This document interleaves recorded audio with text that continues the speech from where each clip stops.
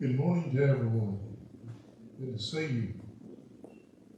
We are, as you know, studying in the Bible on principles.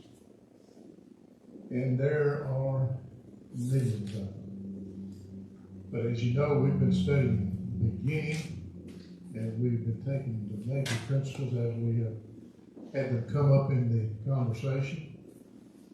As you start with the first verse in the Bible, it says in the beginning, which means the beginning of time as we know it. And we talked about time and how that plays such a part in our lives and why God created time. Then we looked at the next thing that says in the beginning. What is the next thing? God. Now what does that mean? In the beginning, God. God did what? Created. What did he create? The heavens and the earth. Not only the heavens and the earth, but all things that are therein. Now, a lot of people find this hard to believe. And the reason they do is because that's so vastly different than our capabilities. But when you look around and you see that it's here, somebody designed this. Or else all the factors of what we call nature, the law of nature, totally went out of berserk. It went berserk and went out of our way of thinking for this to happen. Because we know that things don't just happen out of nothing. So it takes some kind of special being to create this. It did take such, and it did happen. The only one, though, that we have, as far as a lot of people have different ideas about this, but there's one thing that we have with the Bible that no other claim has. And that's the source. Because we talked about the source a little bit last week. That being God. It says in the beginning, God created the heavens and the earth. Didn't mention anything else because there's only one God. And there's nothing else that can take and make the claims that God does and have any proof of them being true. How do we know they're true? Because we can look around and see them. You know, people are sent to prison for life. Used to be some of them put to death. But that's, our society's decided that's just not what they need to do. Even though God had given that order, we've changed it, that is, the world has. In fact, the world has changed most everything that God established to begin with. In fact, time means nothing to most people anymore. We don't use time right. We're supposed to have so much time during the day to do everything because we have 24 hours in a day and night. And that means that there's part of that darkness, part of it's light. Why did he say he made that? Another principle. Why did he say he made day and night? So that we can work and so that we can rest. And so he made the light for the day, made the darkness for night. Without getting into those yet, let's look at the source here and why he did these things. Because the one that created everything looked at our needs. And I want us to consider something this morning that no other source can do, or no other claim of source can do. In the first place, the source is not there. They say that a big bang caused some things. No. We have big bangs all the time, no. We have explosions everywhere. But have you ever seen order come out of explosions? No, and I'll tell you something else, you won't, because that's not going to happen. Because that's a principle that denies that God made. He put things in order. But these other sources, you just have to assume that order took place out of a result of something that just is happenstance. So the source that we're looking at here is intelligent. The source we're looking at here knows who you are because he created you. The source we're looking at has all attributes of being the very top, the best in everything. So when we look at this source, he would have to be able to do these things in order to create this world. And he tells us about himself. It's up to us to look at what he said, assess that, and believe it. A lot of people just say, well, I don't know. We hear things and we say, I don't know about that, but I'm not interested enough to investigate it. I'm not interested enough to look deep enough in it. But that's what we're going to do. With these lessons, what Sean just got through preaching, we're going to see that this personality, that man we call him, is so superior to us, and he has the attributes to do this, where you and I don't, where an explosion doesn't, where one cell of me will just divided into something else and something else and something else. That doesn't continue to happen. What was the cause that made that happen to begin with? Everything is the cause of God. So as we look at this, we're going to look at God in the particular context that's being used here is he is a builder. He is a maker. He formed us. He formed this earth. He created it. All of these are synonyms because they all mean the same thing. If you make something, you build something, you form something, you construct something, you create something. But we've got to realize we can't create like God did because he's superior to us. We've got to understand that. He tells us that to begin with. But as we look at this source again, we were about to talk about this, and the source is always necessary for anything formed, created, or built to occur. There has to be a source behind it. And let me show you a principle that is still available from that. There has to be a cause for everything. Now, I learned this a long time ago, and I'm sure some of you already know this too. But let's just use a simple illustration to illustrate what we're talking about here with a cause. You ever took a ball and just roll that ball? And once that ball rolls, it comes to a stop? Anybody ever done that? Do you ever wonder why that does that? Do you ever give that any consideration? And you can see that ball maybe laying over there 2 days later. Why did that ball not move again? Because you were the cause of it moving to begin with. Because that ball has inertia. It doesn't have any capabilities on its own to move. There has to be a cause for that ball to move. Now, you can lay that ball on a surface that is totally level, and you can tilt that surface, and what's going to happen? That ball is going to start moving in. Now, why does it do that? You didn't push that ball. There was no wind blowing. Nobody else walked up and slapped that ball. What caused that ball to move? Gravity. Absolutely. Gravity. Now, where gravity comes from? God made that. You know, on the moon, you can jump higher than this building because the gravity is not such like it is on Earth. But don't you think about, or can you think about, trying to do your work, and every time you take a step, you go about 6 to 8 feet down, and you slowly come back down. You're going to get a lot done, aren't you?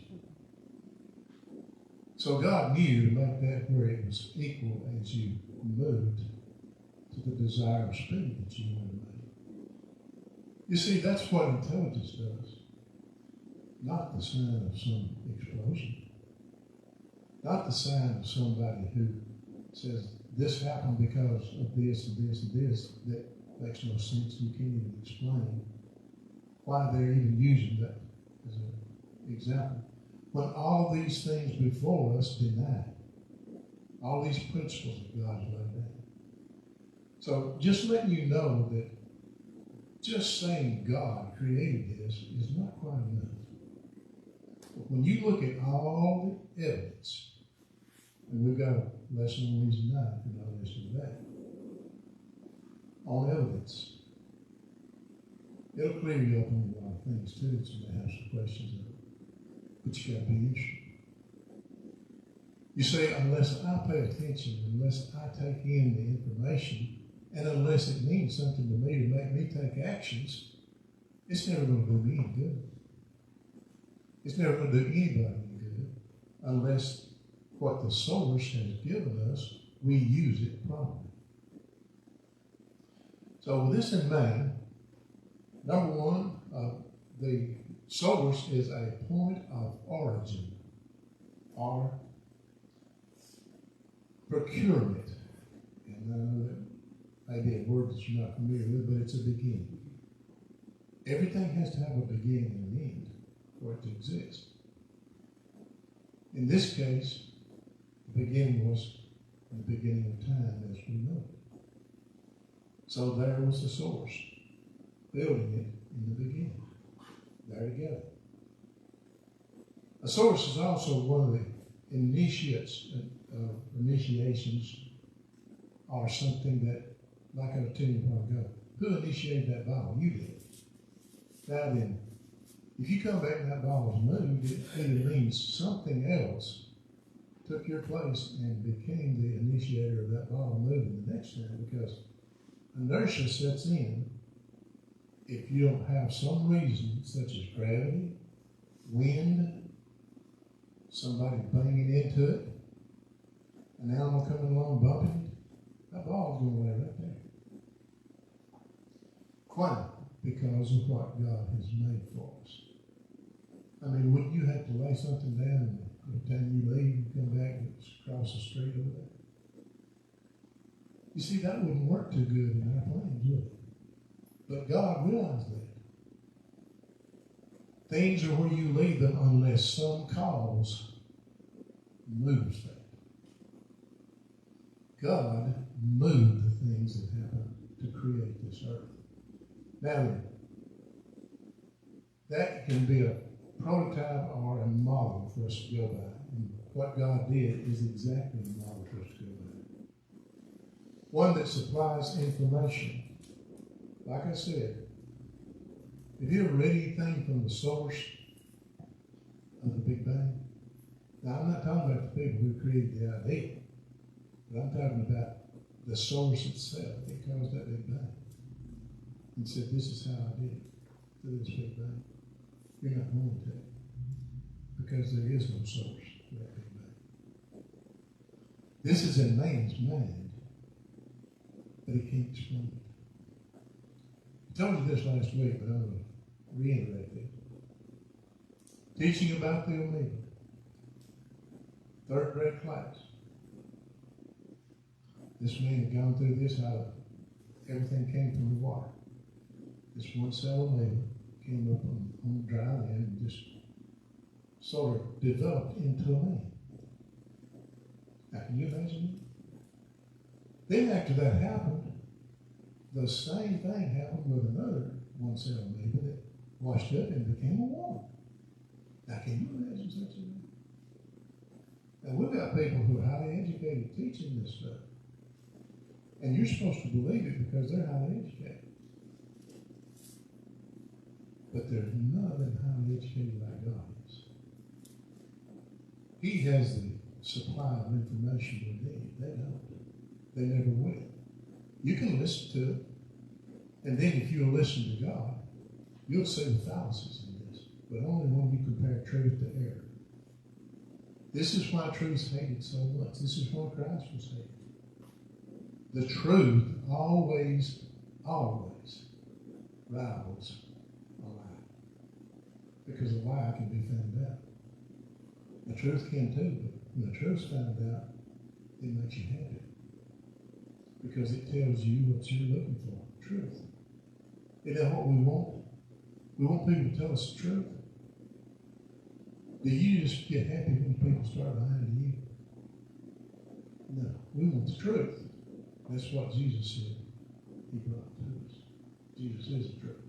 So with this in mind, I want us to look at something now so we can have a track going here, because there's so many ways we could go from this.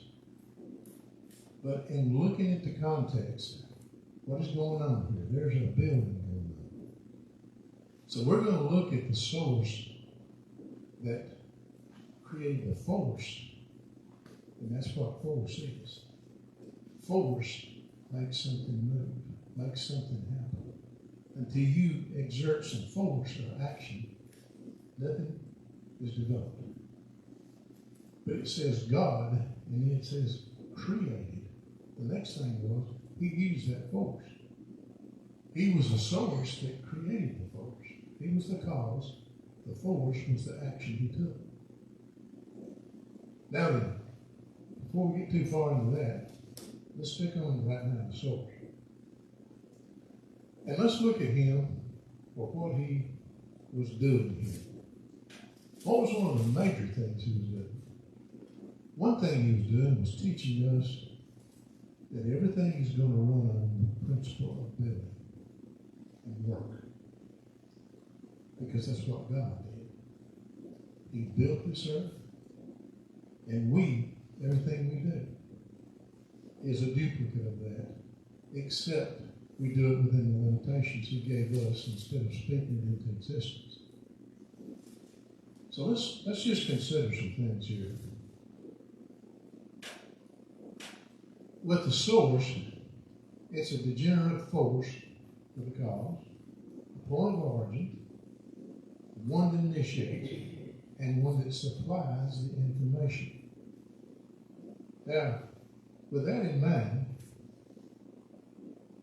the parable of all principles is the whole of God. That is everything concerning God, because he created everything. There's not a topic you can touch that doesn't come back to God. Therefore, if we can understand this and concentrate our efforts we always want to go to the top. Right? We want to go to the best. We want a shortcut and get right to the top of things so we can get it done. That's the way we are. We're a little bit too hasty sometimes with that, and we make mistakes because we assume too much during this process without taking the information and growing to the point of understanding God. And until you understand something, it means nothing to you. And we're all that way. So don't think that makes you some kind of weirdo if you don't really understand God. You got to learn God just like you had to learn your neighbor, you had to learn your mother and dad. Well, we come here, we don't know anybody. We don't even know ourselves. So everything we learn by learning somebody's characteristics, by learning their actions, by learning when they tell you something you can depend on or you can't depend on. Those are the trust gears. And this is one of the main things about a child growing up. When they're small, we take it for granted that they're not understanding that I'm lying to them. But don't you think they don't? And when you don't pick them up and love them, they know that you don't care for them. Because that's how we show love. Not separation from, not putting them in front of a TV, not giving them to a babysitter, but taking care of that child yourself. That's your responsibility. But modern day says, you got too much to go out here and live for. You just need to let that child be taken care of somebody else. It's that thing that you can play with. By that time, he's set in what he's doing. Because he's learned you can't listen to people And trust me, this any psychologist can tell you. We teach our children whether we mean to or not. Sometimes it's not the right thing. I think this is one of the reasons our society is not so close together anymore. Because we've learned to love the things of the world so much we ain't got time to raise kids. We've got time to make them, but not time to raise them. God made us, and He's got time to take with you if you'll give Him the time. So we learn first from man, and that's not good in our ways, because man doesn't have the ways of himself. Next, we got to learn the truth from God about how He would have us to do to better ourselves, to better our fellow man, and to be with God. So He has the information. It's just a matter of what are we going to do with that information. So I want us to look at something that will help us better understand about the building process. I don't think there's anybody in here that hasn't at one time or another seen a house built. We're going to look at, there's several different ways that you can build. In fact, that's the principle. It was mentioned a while ago in the lesson that everything has to have a foundation. That's because God formed a foundation. And He is the rock when it comes to the spiritual foundation. And He says a man needs to build his house on a rock. Matthew 7:24 tells us this. That the man built his house on the rock.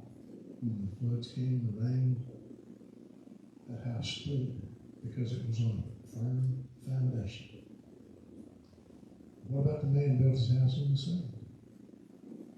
Wow, this place is as good as another. I like the scenery around here. But what about your foundation? You may like the scenery where you're going and where you're building your lifestyle, but is it going to crumble under you? Because it's built on the world instead of built on the rock. You see, foundations are so important. And He tells us how important it was there. He said, a man that builds his house on the rock and listens to His words and does them, He likens him to a man that does that. But if you don't listen to Him, you're going to be the man in the sand. You're going to suffer the crumb of your life and the loss of your soul if you don't come to reality. And so this is what He is teaching us in the principle here with building the world. And this not only goes for that, it goes for everything else. So we're going to look at a familiar structure, and we're going to consider that because I know, again, everybody's built a house. But let's look at some things Jesus told us to be aware of when we're building. The foundation, of course, we just talked about. There has to be a foundation to everything, to every structure. Have you ever seen anybody build anything with a foundation up in the air? No, you're not going to. Why? Anybody have any idea why? It goes back to that word again. What was it? Gravity. You start trying to build up here, you're going to fall. So you're going to have to put something on the ground to support that, even if you build it that thing. It always goes back to the ground. Why? Because that's a principle. And if you defy it, you can build in a tree house, but what can the wind do there? It can blow you out, can't it? You can also fall trying to get out of your house. These are ignorant things to say, but that's what we are, is ignorant. Because we don't understand what God says when He says it.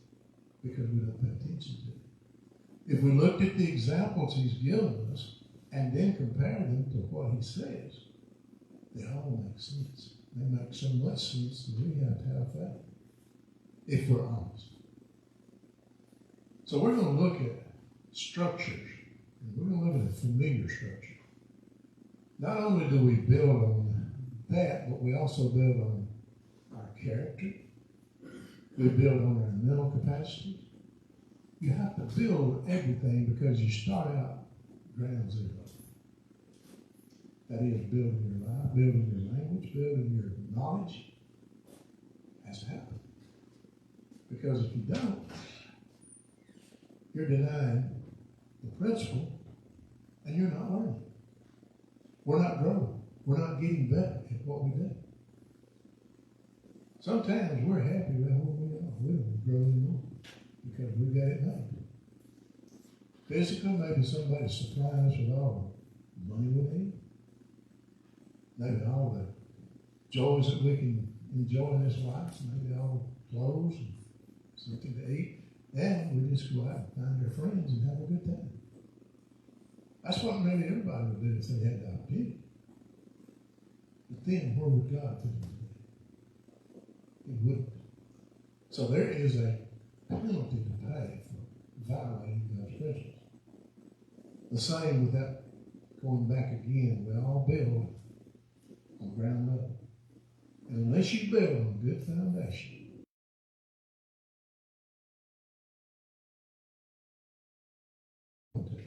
in your life, you need to be strong so you can overcome. This is why marriages don't work.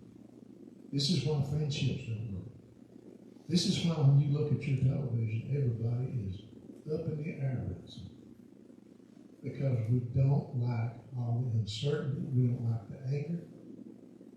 We like unity, but we don't know what it is. Building on the right foundation. Now, a while ago, he talked about Christ being a foundation. If you want to know where that's at, that's in 1 Corinthians 3:11. No other foundation can man lay than that is laid, which is Jesus Christ. Now, you'd think if you look at the religious world out here, there's bunches of foundations in the world. But there's not with God. There's only one, and that's Jesus Christ, His Son. But you not only are building on it, but you got to be careful how you build on it. Now, you can build on any foundation, but you can build in the wrong way, and it still crumble on it. Because you can't leave the principles that go along with that. You not only got to build, but you got to build out of good materials. What about a hut out here you might build out of some straw? What's going to happen the first time a good wind comes along? It'll blow it away, won't it? Well, why did he say the foundation's important and not say the rest of it was? Because it's all a structure. So when you build a structure, he said, be careful how you build on that structure. Why? Because you need to build the correct way. There's people who tell you how to build on that anytime you want to ask them. People who has no clue, but they've heard somebody say something. If we don't rely on what somebody says, you rely on what I say. You need to rely on this word. And that's it. No man is above this word. And if you trust me, you might as well trust in your own self, even though you don't know anything. You're still better off you aren't trusting another man for your spiritual needs. You need to trust in the one that is the source. It's Jesus Christ. So when we're building on Him, we're building on everything that God has said through His Word. That's where we get our information, and it's what we are to cling to if we're going to build correctly. Now then, going back to our physical life, one that we better understand. If you've ever built a house, what is the first thing you have to do? Anybody, what's the first thing you have to do when you build a house? Consider the cost. You know, Jesus said this. In fact, in Matthew, he is talking about building a tower, of course. Or rather, Luke, I'm sorry. In Luke, in 14:28, he's talking about people building a tower, and he says, how many of you, or who among you, that chooses to build a tower, sitteth not down first and counteth the cost, whether or not you are sufficient to finish it? I mean, if you got good ideas about building you a home or a house or even any kind of a structure, first thing is, do I have the means to pay for that? Now, how do you determine the means to pay for that? Is there not some things you got to know first? I got to know the price of it. And somebody has to have that price, and you need to make sure if you're going to hire somebody to do that at a cost, that they don't come along later and say, well, we got to do this, and it's going to cost more. No, the contract said this is what we do. Yeah, but I didn't know this, and I didn't know that. Well, you should have known that, because that contract binds you if somebody wants to hold you to it. And it's the same way when you make a deal with the devil. The devil's not going to let you off the hook. Well, I didn't know this to start with. Well, you should have known that. You should have considered the cost of this. Not only the cost, but what you're going to have to do to obtain this. Or you wouldn't do that. Is it worth it? Everything has a cost to it. If it's worth anything. If it's not, it doesn't have a cost. It's free because nobody cares. But when it becomes valuable, there's a cost to it. So when we're going to do something, we need to first of all look at the cost of what we're doing and look at what's going on. Who would turn loose their money and say, here, just take this and just build me a house? You going to be satisfied with it? Well, yeah, I trust you. Do you know anybody you trust that much? Some of you women, maybe your kitchen's on the outside on the back porch. Would that be happy? Would you be happy with that if somebody did that? Of course not. So we're going to know what's going on. And we need to know that when it comes to our religious building, too. We need to know what's going on. What am I required to do? Some people say nothing. No, what's the cost going to be? No, do nothing. We're going to take up our time is up, but keep this in mind. Look at this. Look at your scriptures and study these things. Because when we're talking about building, this is just the first of the building. Everything else comes along, and we have to build on everything else, whether it's our bodies, whether it's our mental capacity, whether it's character. It doesn't make any difference. We have to build on something, and we're building on something. But is it what everybody else is doing? Well, if you like what everybody else is doing, then you ought to be happy. And that's what we're doing right now with this back and forth in the news media. You're hearing people give you their opinions, and nobody's liking any of them because they don't have the answers. They have the human answer, but the answer is God. He can bring us unity, but we can't do that alone. So, thank you for your kind attention.